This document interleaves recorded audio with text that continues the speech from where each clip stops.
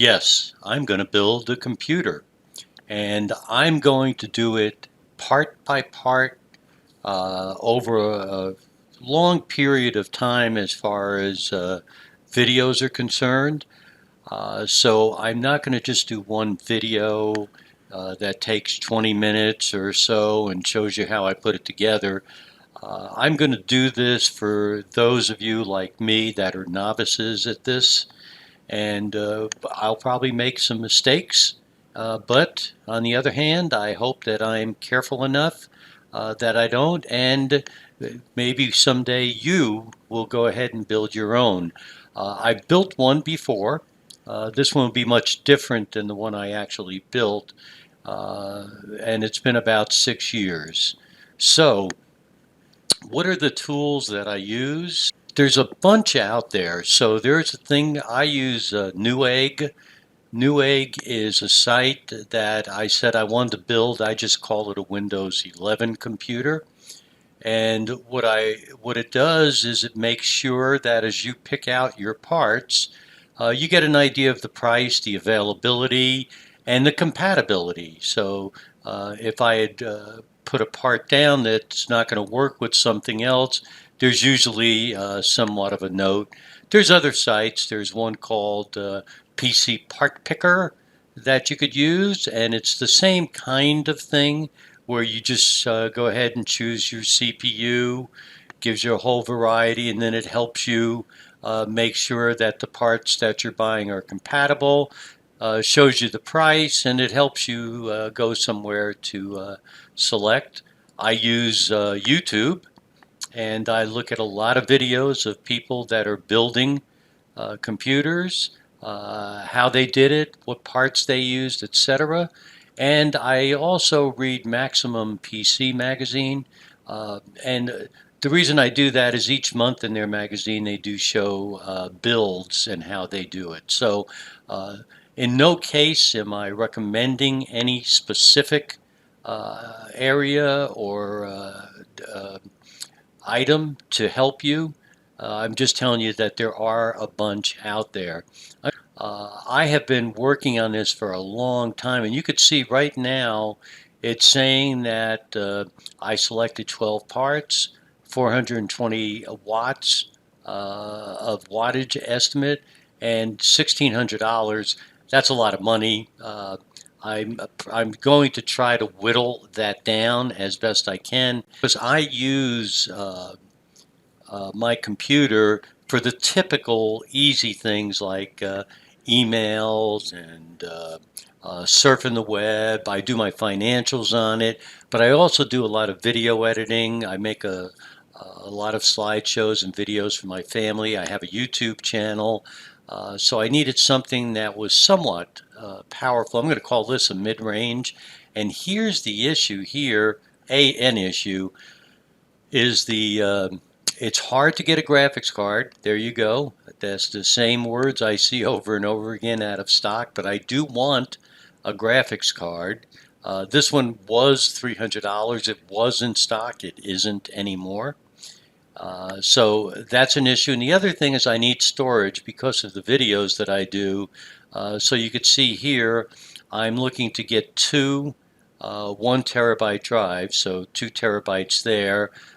Plus, I'm going to get a 1 terabyte um, drive stick, SSD stick, for another $130. So I'm spending a lot more than I've ever spent on SSDs, and in this case, it's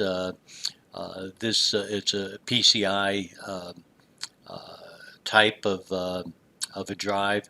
I'm going to probably change this, but it gives you an idea. So the first parts that we're going to get, what would they be? They're going to be the motherboard, and I've picked out an MSI motherboard. I currently have an MSI board, and I really like it. I've had no issues with it. It's been great, easy to use. This one is $160, as you could see, and it gives me a lot of areas for output, plugs, etc. So I like that about it.